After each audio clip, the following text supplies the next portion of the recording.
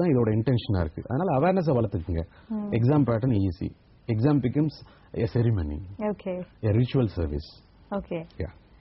Right. Thank you so much sir. நீங்க கால் பண்ணதுக்கு all the very best to you. இப்போ அடுத்த நேயர் காத்துட்டு இருக்காங்க. பேசலாம் சார். ஹலோ.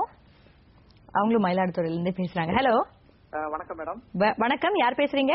நான் வித்யாசாகர் மயிலாடுதுறையில இருந்து பேசுறேன் மேடம். சொல்லுங்க வித்யாசாகர். எனக்கு வந்து நான் MS IT முடிச்சிருக்கேன் மேடம். MS IT. ஆமா மேடம். MPhil பண்ணிட்டு இருக்கேன் மேடம் இப்போதைக்கு. ஓ கிரேட். எனக்கு வந்து IAS படிக்கணும் மேடம். ஓகே. என்ன கோர்ஸ் எடுத்து படிக்கலாம், எப்படி மேடம் படிக்கலாம்? நான் MTech ட்ரை பண்ணிட்டு இருக்கேன் கேட் எக்ஸாம்க்கு. ஓகே. ஓகே. IAS படிக்கலாமா மேடம்? எப்படி படிக்கலாம்? வித்யாசாகர், வாழ்க்கையில தெளிவு வேண்டும். தெளிவு வேண்டும். வித்யாசாகர், நான் பேசுறது கேக்குதுங்களா? கேக்குது சார். சொல்லுங்க சார். MS IT படிச்சிருக்கீங்க, MPhil பண்றீங்க, MTech படிக்க கேட் படிக்க போறேன்றீங்க, IAS ஆகணும்னு சொல்றீங்க. சரி சார். அதனால எது வேணும்ன்ற தெளிவு வேணும். பஸ்ல ஏறிட்டோம், கண்டக்டர் கேக்குறாங்க எங்க தம்பி போறீங்கன்னு சொல்லிட்டு, நான் இன்னும் முடிவு எடுக்கலன்னு சொன்னாக்கா பஸ் நிறுத்தி இறக்கி விட்டுருவாரு. நான் இங்கதான் போறேன்ற தெளிவு வேணும் உங்களுக்கு. ஃபர்ஸ்ட் வாழ்க்கையில IAS படிக்கின்றது ஒரு சாதாரண விஷயம். Okay sir. சரிங்களா? நமக்கு தெளிவு முக்கியம் ரொம்ப. முதல்ல IAS படிக்கணும்ன்றத உறுதியா முடிவு பண்ணிட்டீங்கன்னாக்கா அதுக்கு ஹெல்ப் பண்ண நாங்க ரெடியா இருக்கோம். எங்களோட போன் நம்பரை வாட்ச் பண்ணுங்க, போன்ல பேசுங்க, நேரா பேசுங்க. இப்போ உங்களுக்கு வேற எதனா அதுல சந்தேகம் இருக்கா? இல்ல சார். இப்ப கோச்சிங் இருக்குன்னா எவ்வளவு சார் ஃபீஸ் செலவாகும்? ஃபீஸ்ன்றது ஒரு சாதாரண விஷயங்க. ஒரு சப்ஜெக்ட்டுக்கு 8,000 சார்ஜ் பண்றாங்க. 8 to 10,000 நிறைய அகாடமிஸ் சென்னையில இருக்கு. அது ஒரு பெரிய விஷயம் இல்ல. ஃபீஸ்ன்றதை விட நீங்க படிக்க போறதுன்றது தான் முக்கியம் இதுல. கண்டிப்பா சார். நீங்க அதுக்கு ஒரு நாளைக்கு வந்து 8 to 10 hours டிவோட் பண்றதுக்கு ரெடியா இருக்கணும். கண்டிப்பா இருக்கும் சார். அதுக்கான டெக்னாலஜி உங்க கூட நாங்க ஷேர் பண்ணிப்போம்.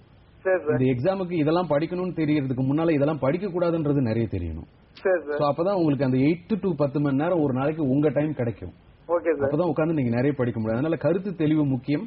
சோ அதுக்கு இதுக்கு எல்லாத்துலயும் கால வைக்கிறத விட்டு ஒரு விஷயத்தை எடுத்துக்கங்க, தெளிவா அதை உறுதியா உட்காருங்க, தொடர்ந்து முயற்சி பண்ணுங்க. உங்க முயற்சி ஜெயிக்கும். உங்களுக்கு மேற்படி ஹெல்ப் வேணும்னா என்னோட போன் நம்பர்ல பேசலாம் நீங்க. கண்டிப்பா sir. All the very best Vidyasagar. Okay sir. Thank you sir. Welcome.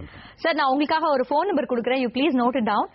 9940054689. மற்ற நேயர்களும் நீங்க இந்த நம்பர் நோட் பண்ணிக்கலாம். அந்த திரையில தெரியுது பாருங்க. 9940054689. அது தவிர லேண்ட்லைன் இருக்கு 04422663382. இந்த நம்பர் இருக்கு. அப்புறம் இன்னொரு நம்பர் இருக்கு 0422244524. மறுபடியும் சொல்றேன், 9940054689 04422663382. இன்னொரு நம்பர் 0422445240. இந்த நம்பர் நோட் பண்ணிருப்பீங்கன்னு நினைக்கிறேன். இப்போ ஒரு நேயர் காத்துட்டு இருக்காங்க. யாரு பார்க்கலாம். ஹலோ. ஹலோ. வணக்கம் மேடம். வணக்கம். சார் கிட்ட நான் வந்து IAS அகாடமி ட்ரைனிங் கொடுக்குறாங்கன்னு சொன்னாங்க.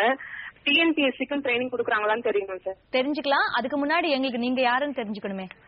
நான் கொடுப்பேட்ல இருந்து சாந்தி பேசுறேன் மேடம். சாந்தி. ஓகே சாந்தி, சார் கிட்ட பேசலாம் இப்போ. சாந்தி கொடுப்பேட்டை. TNPSCக்கும் கோச்சிங் கொடுக்குறாங்க.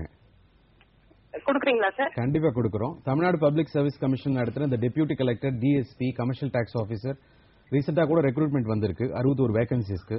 பட் அதுக்கான லாஸ்ட் டேட் முடிஞ்சு போச்சுங்க. January 29 முடிஞ்சு போச்சு. பட் எவ்ரி இயர் இது வந்துகிட்டே இருக்கு. அந்த நவம்பர் டிசம்பர் பீரியட்ல பாத்தீங்கன்னா உங்களுக்கு நோட்டிபிகேஷன்ஸ் எவ்ரி இயர். இப்பெல்லாம் பாத்தீங்கன்னாக்கா முதல்ல ஒரு 5 years பேன் ஆர்டர் இருந்தது. இப்பெல்லாம் ரெகுலரா ரெக்ரூட்மெண்ட் வர ஆரம்பிச்சிருச்சு. இது இல்லாம இந்த UPSCல பாத்தீங்கன்னாக்கா நீங்க என்ன சாந்தி படிச்சிருக்கீங்க? ஹலோ. முடிச்சிருக்கேன் சார். என்ன படிச்சிருக்கீங்க சாந்தி? MA public administration ma'am. MA public administration. Very good. நீங்க ஒரு போஸ்ட் கிராஜுவேட். நீங்க ஏன் TNPSCல செட்டில் ஆகுறீங்க? TNPSC எழுதுங்க வேணாம்னு சொல்லல. நீங்க UPSC சிவில் சர்வீசஸ் எக்ஸாம் எழுதலாம். டிவில கேட்டுக்கறேன் சார். ஓகே ஓகே, நீங்க கட் பண்ணிட்டு டிவில பாத்துக்கோங்க. உங்களுக்கு ஆன்சர் இப்ப வரும். யா டெஃபினட்டா. இப்ப பாருங்க, இவங்க ஒரு போஸ்ட் கிராஜுவேட். TNPSC எல்லாம் எழுதலாம், தப்பு இல்லை, யாரும் இல்லைன்னு சொல்லல. பட் TNPSCல எழுதி ஒரு பாத்தீங்கன்னா மினிமம் இந்த ஒரு 10 years அரௌண்ட் பீரியட் தேவைப்படுது கன்ஃபர்ட் IAS ஆகிறதுக்கு. ஒரு கிராஜுவேட், தட்டு போஸ்ட் கிராஜுவேட், ஏன் டைரக்டாவே UPSC எழுதலாம் இல்ல? UPSC சிவில் சர்வீஸ் எழுதி ஆல் இண்டியா சர்வீஸ் வாங்குங்க. எதுக்கு வந்து ஒரு குரூப் 1 சர்வீஸ் வாங்கி ரொம்ப நாள் கழிச்சு IAS ஆகணும்? எதுக்கு தலையை சுத்தி டைரக்டாக ஆகுங்கன்றது எங்களோட பாயிண்ட் ஆஃப் வியூ. இது வந்து போஸ்ட் கிராஜுவேஷன் முடிச்சாங்கன்னா they can apply directly. Otherwise, is it necessary to go through this TNPSC and the group 1ல இருந்து போணும்னு தான் இருக்கு? It is not post graduation or under graduation, ma'am. Actually, எப்படின்னு கேட்டாக்கா any graduation, any graduate, even BA second class will do. படிச்சிருந்தாலே போதும். இல்ல graduate doing final year, உங்களுக்கு நாம ஏற்கனவே பேசின மாதிரி. அது இல்லாம பாத்தீங்கன்னா இந்த இன்ஜினியரிங் பண்றவங்க 4th இயர்ல தான் எலிஜிபிள். பட் ப்ரிப்பரேஷன் அவங்க 1 இயர் முன்னாலே ஸ்டார்ட் பண்ணுவாங்க.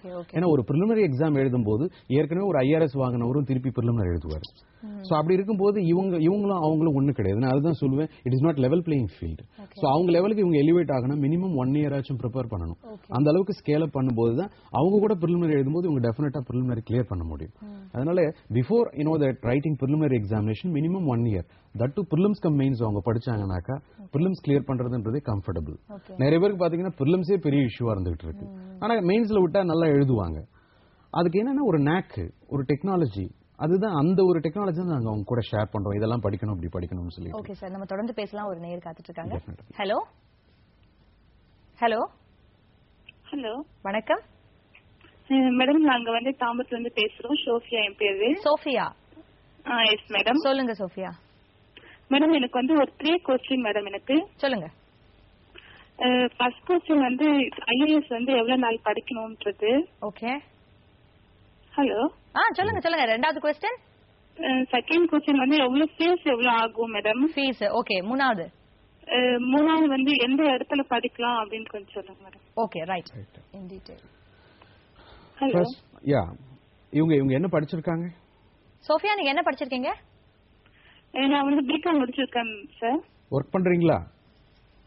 ஆமா சார், பிகாம்